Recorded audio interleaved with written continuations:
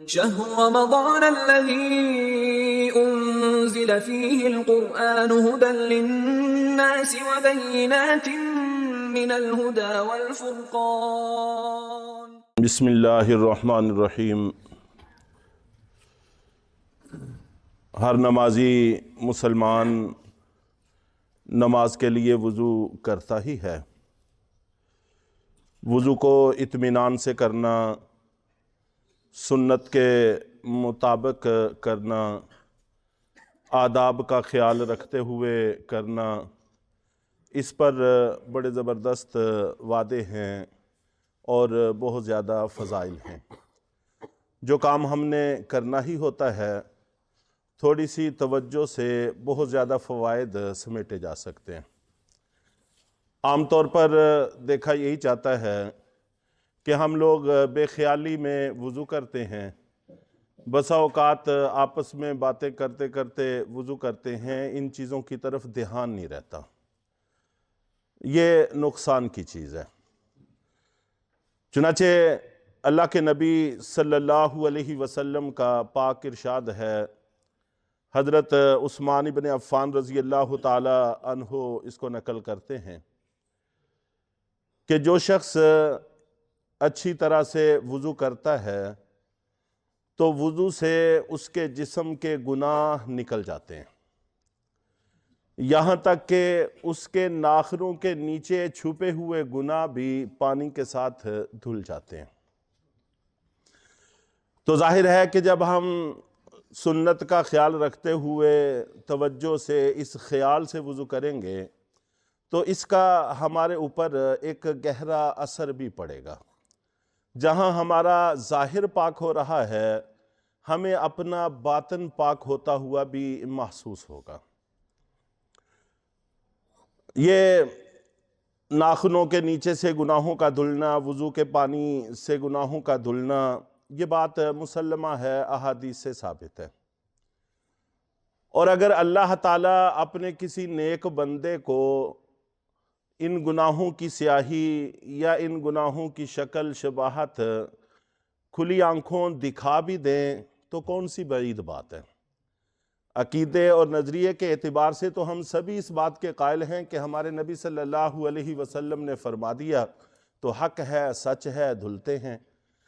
اور اگر اللہ تعالیٰ اپنے کسی نیک بندے کو دکھا دیں تو کوئی مشکل بات نہیں ہے۔ اور غیر نبی کو اللہ تعالیٰ ایسی کوئی بات دکھا دے، بتا دے، اس کو کرامت کہتے ہیں۔ اور اگر اپنے کسی نبی کو دکھائیں، اس کو معجزہ کہتے ہیں۔ کرامت بھی برحق ہے، معجزہ بھی برحق ہے۔ یہ میں نے بات ضمن میں تھوڑی سی اس لیے کر دی، ایک دو دلیل بھی اس پر میں عرض کرنے کی کوشش کروں گا، پھر انشاءاللہ اپنے موضوع پر بات کرتے ہیں کہ نیٹ کا دور ہے اور ہم طرح طرح کے لیکچرار کو سنتے ہیں، سکالروں کو سنتے ہیں۔ دین پڑھنے والے، پڑھانے والے صرف علم منتقل نہیں کرتے بلکہ ایک خاص سوچ اور مزاج بھی منتقل کرتے ہیں۔ مثال کے طور پر یہاں آپ درس سنتے ہیں، ظہر میں بھی درس ہوتا ہے، فجر میں بھی درس ہوتا ہے، جمعہ بھی ہوتا ہے، تو کوشش یہی ہوتی ہے کہ کوئی ایسی بات کی جائے جس سے ہمیں عملی اعتبار سے تو فائدہ ہو، نہ کہ ایسی بات کی جائے جس سے انتشار پھیلے۔ اس مزاج کو منتقل کیا جاتا ہے۔ باقاعدہ عالم دین جب بھی گفتگو کرے گا، بڑی دانائی کے ساتھ کرے گا، دانشمندی کے ساتھ کرے گا کہ لوگوں کو عملی فائدہ تو ہو لیکن انتشار کی فضا قائم نہ ہو۔ لیکن جن لوگوں کے مقاصد کچھ اور ہوتے ہیں، باقاعدہ وہ عالم دین نہیں ہوتے، اپنے مطالعے کے سر پر کچھ معلومات جمع کر لیتے ہیں، ان میں یہ مزاج نہیں ہوتا۔ وہ صرف اس بات کے قائل ہوتے ہیں کہ لوگوں کو نئی سے نئی بات بتائی جائے، اس کے نتیجے میں امت کا شرازہ بکھرتا ہے تو بکھرتا رہے، ان کو اس سے کوئی فرق نہیں پڑتا۔ ان کو تو ویوز چاہیے، آمدن چاہیے، اور اس کے علاوہ ان کو کسی اور چیز سے غرض نہیں ہوتی۔ یہ لوگ ہمارے ایمان کے ساتھ، ہمارے اعمال کے ساتھ کھلواڑ کرتے ہیں اور ہم بڑی سادگی کے ساتھ ان کے جال میں اترتے چلے جاتے ہیں۔ یہ شکاری لوگ ہیں۔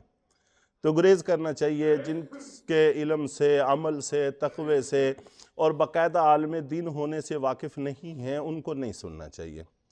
چنانچہ آج کل وہ جیلمی صاحب کے نام سے ایک نام مشہور ہے، مرزا جیلمی صاحب، انہوں نے کرامت کا مذاق اڑایا ہے اور وہ بزرگوں پر بھی بہت زیادہ طعن و تشنیع کرتے ہیں. تو یہ بابے اور اس قسم کے الفاظ کا کثرت سے استعمال کر رہے ہیں، تو یہ ٹھیک نہیں ہے. ایک تو میں نے عرض کیا کہ نظریاتی اعتبار سے ہم مسلمان اس بات کے قائل ہیں کہ گناہ دھلتے ہیں اور اللہ تعالیٰ اپنے کسی نیک بندے کو دکھا دیں تو کوئی بعید بات نہیں ہے. دوسرا، ان کرامات کا تذکرہ احادیث کے اندر بھی کثرت سے موجود ہے.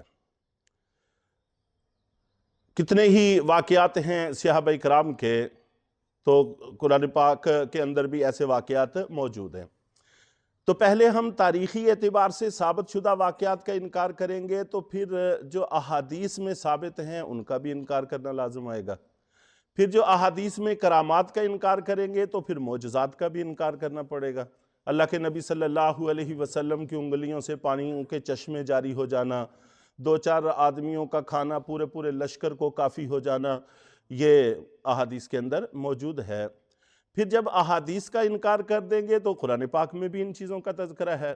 حضرت سلیمان علیہ السلام کے صحابی حضرت بلقیس کے تخت کو لے کر آئے، آنکھ جھپکنے کی مقدار سے بھی کم وقت میں، بہت لمبی درمیان میں مسافت تھی. تو اس کرامت کا تذکرہ قرآن پاک میں موجود ہے، اب قرآن کا بھی انکار کریں گے.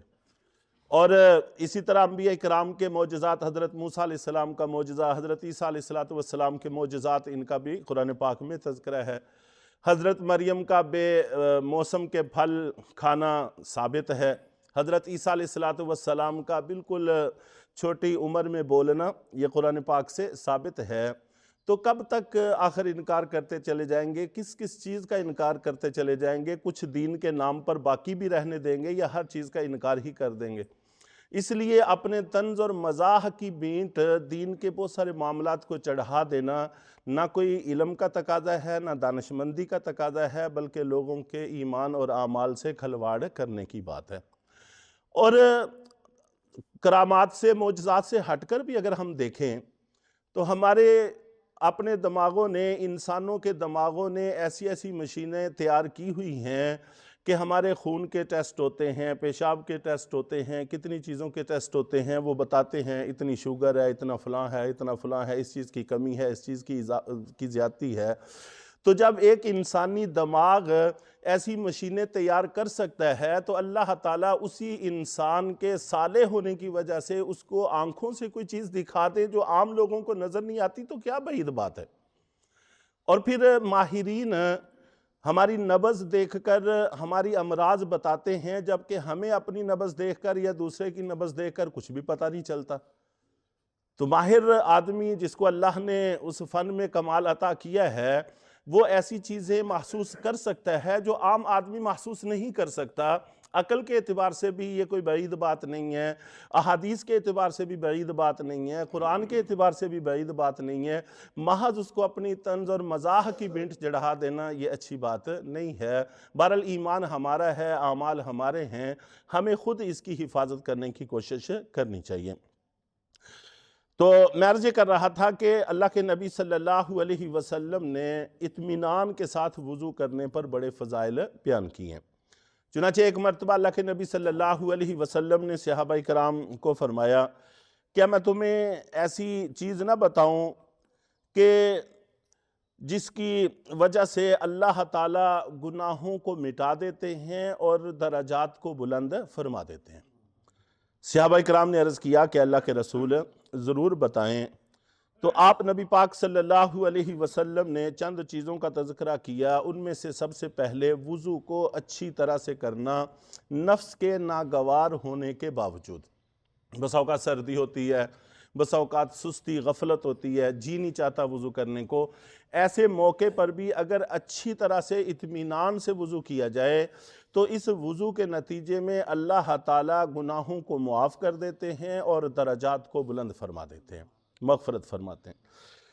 اور آپ نے فرمایا کہ مسجد کی طرف کثرت سے آنا، کثرت سے قدم اٹھانا، تو اس میں غفلت سے کام نہ لینا، یہ بھی ایسا عمل ہے کہ اللہ تعالیٰ گناہوں کو مٹاتے ہیں اور درجات کو بلند فرماتے ہیں۔ اور آپ نبی پاک صلی اللہ علیہ وسلم نے یہ بھی فرمایا کہ ایک نماز کے بعد دوسری نماز کا انتظار کرنا۔ آدمی نے فجر کی نماز پڑھی ہے، آدمی کی تھوڑی سی توجہ اس طرف رہے کہ میں نے ظہر کی نماز بھی پڑھنی ہے، کوئی بھی کام ترتیب دینے سے پہلے تھوڑا سا ذہن کے اندر یہ خیال رکھے کہ میں نے ظہر کی نماز بھی پڑھنی ہے۔ اتنے سے عمل کی وجہ سے اللہ گناہوں کو مٹاتے ہیں، درجات کو بلند فرماتے ہیں۔ پھر یہ ان اعمال میں سے ہے کہ جس کی وجہ سے قیامت والے دن اللہ کے عرش کا سایہ نصیب ہوگا، اور بلا شبہ اللہ کے عرش کا سایہ ہر سائے سے زیادہ راحت بخش اور سکون بخش چیز ہے۔ اور جبکہ اس وقت جب گرمی کی شدت ہوگی اور اللہ کے عرش کے سائے کے علاوہ کوئی سایہ نہیں ہوگا، نہ صرف یہ کہ اطمینان اور راحت نصیب ہوگی بلکہ جنتی ہونے کی ضمانت بھی ہوگی جنت میں جانے سے پہلے۔ اور اللہ کے عرش کو ہی جنت الفردوس جو سب سے اعلیٰ جنت ہے اس کی چھت قرار دیا گیا ہے، تو اس سے بھی اندازہ ہوتا ہے کہ یہ بہت بڑی نعمت ہے۔ تو اتنا سا خیال رکھنے میں کہ ہم نے فجر پڑھ لی ہے، انشاءاللہ ظہر بھی پڑھنی ہے، اس طرف انسان کا ذہن لگا رہے، اور جب بھی کوئی کام ترتیب دینے لگیں تو پھر ظہر کی نماز کا بھی خیال آ جائے کہ وہ بھی ہم نے پڑھنی ہے، اس کی بھی کوئی نہ کوئی ترتیب شامل رہنی چاہیے۔ تو اتنے سے خیال کی وجہ سے اللہ تعالیٰ قیامت والے دن عرش کا سایہ نصیب فرمائیں گے۔ اور آپ نے یہ بھی فرمایا کہ یہ وہ اعمال ہیں جو جہاد کی فضیلت رکھتے ہیں۔ جہاد بہت بڑی فضیلت کی چیز ہے، تو اللہ کے نبی صلی اللہ علیہ وسلم نے اطمینان سے وضو کو ان اعمال میں سے قرار دیا ہے کہ جس کی وجہ سے اللہ تعالیٰ گناہوں کی مغفرت کرتے ہیں، درجات کی بلندی عطا فرماتے ہیں۔ اس لیے جب بھی ہم وضو کریں بڑے دھیان کے ساتھ، بڑی توجہ کے ساتھ ہمیں وضو کرنا چاہیے۔ انشاءاللہ اس موضوع سے متعلق کچھ پہلوؤں کی طرف مزید بھی توجہ دلائی جائے گی۔ اللہ تعالیٰ ہم سب کو عمل کی توفیق عطا فرمائے۔